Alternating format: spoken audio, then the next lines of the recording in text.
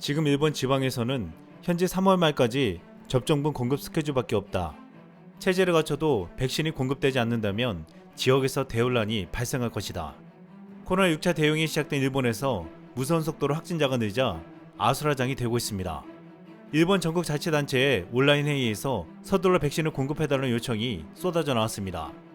요시무라 히로우미 오사카 부지사는 의료기관 등 중요한 인프라가 기능 정지될 가능성이 매우 크다며 지금까지 예상했던 것과 다른 패턴을 생각해야 한다고 간절하게 주장했습니다.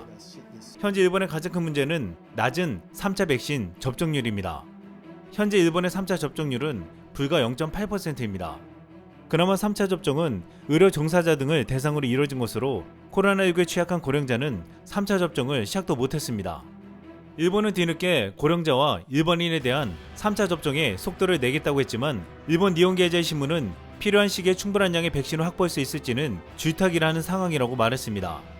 일본 정부는 3차 접종을 위한 백신 물량 7,500만 회를 확보했다고 주장하고 있지만 실제로 예정대로 이루어질지는 예상할 수 없다고 이 신문은 지적했습니다. 또한 이 물량이 원활히 공급되더라도 백신 공급이 부족할 것이라고 했습니다. 일본 정부는 2차 접종에서 3차 접종까지 8개월 이상이라는 원칙을 끝까지 고수했는데 그 이유가 백신 공급에 문제가 있었기 때문이 아니냐는 말이 나오고 있습니다. 앞으로 일본은 3차 접종을 전혀 하지 못한 채 확진자가 폭발하는 것을 바라만 볼 수 없을 것으로 보고 있습니다.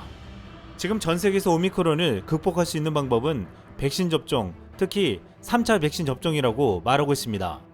미국 CNBC는 현지 의료기관 카이저 퍼머넌트 서던 캘리포니아와 캘리포니아 대학교 버클리 캠퍼스 연구진 등이 참여한 연구에서 오미크론 변이 환자가 델타 변이 환자보다 입원율이 52% 낮았고 입원 기간이 3일 가까이 짧아졌다고 했습니다.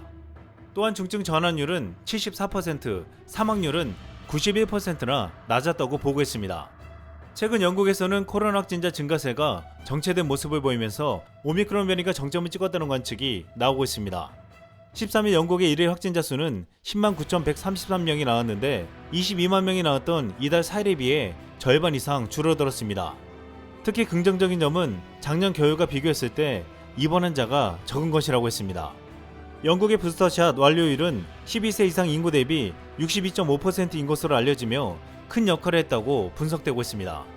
영국 BBC는 의료 전문가들이 노인 요양원에서 코로나19가 돌아도 대거 중증으로 넘어가지 않았다고 전했는데 부스터샷이 큰 효과를 내는 것으로 보인다고 했습니다.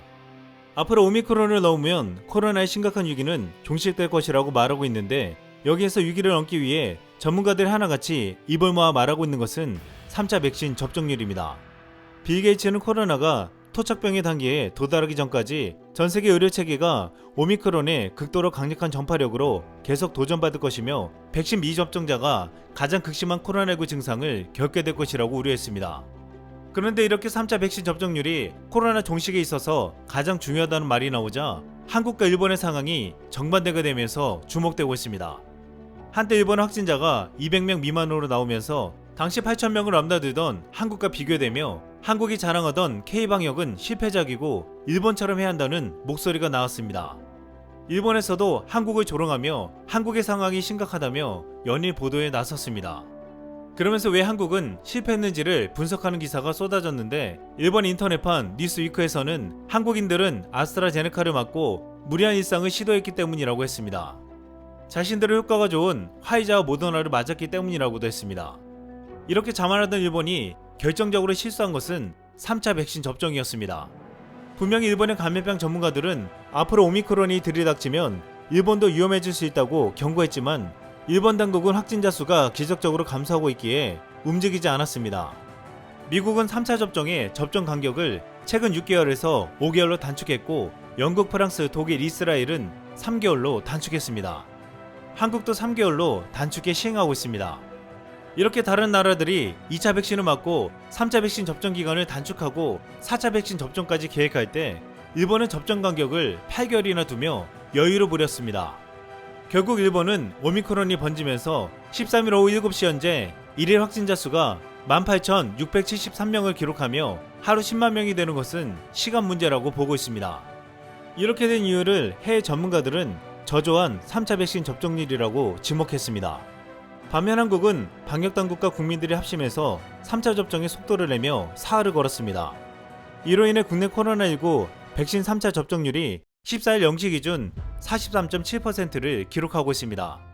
지난달 17일 한국 방역당국은 3차 접종자가 1000만 명을 넘었다고 발표하며 19일 0시 22.5%가 3차 접종을 했다고 알렸습니다.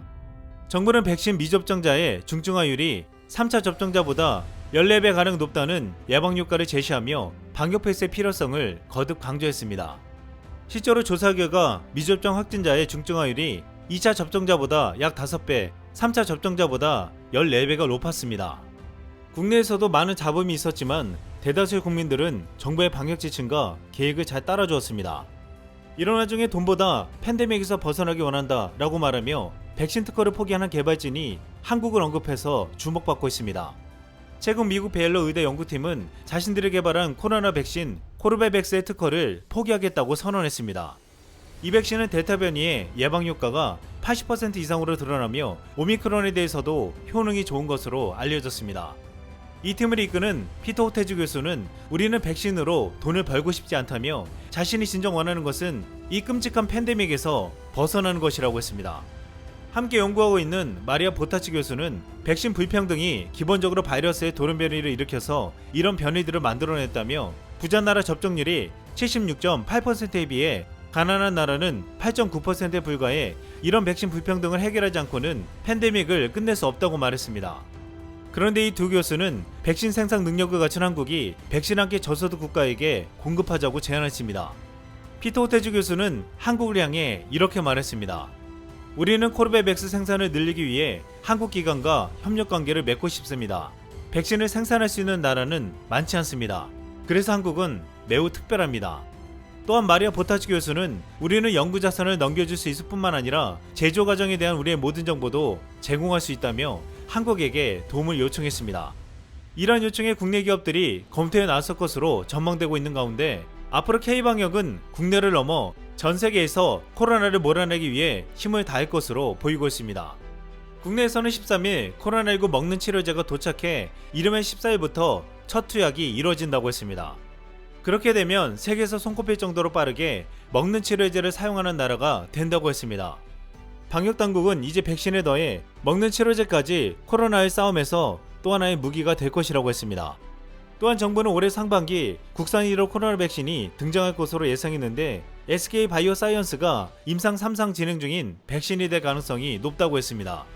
이 백신을 통해 백신 자주권을 확보하는 동시에 전 세계에 백신을 공급하는 중요한 허브 국가가 될 것이라고 했습니다. 한때 일본의 방역이 성공했다고 찬양하던 주장들이 국내에서 돌았는데 최근 참혹한 상황이 벌어지자 종적을 감췄습니다. 한국 내 네티즌은 일본은 평소에 마스크를 잘 쓰고 섬나라라서 방역을 잘할 수 있었다고 했습니다. 그러면서 어떻게 하면 저렇게 말아먹을 수 있는지 참 궁금하다고 했습니다. 그러자 한 국내 네티즌은 이런 댓글을 달았습니다. 가미가제 중이잖아. 이상 쓸망했습니다.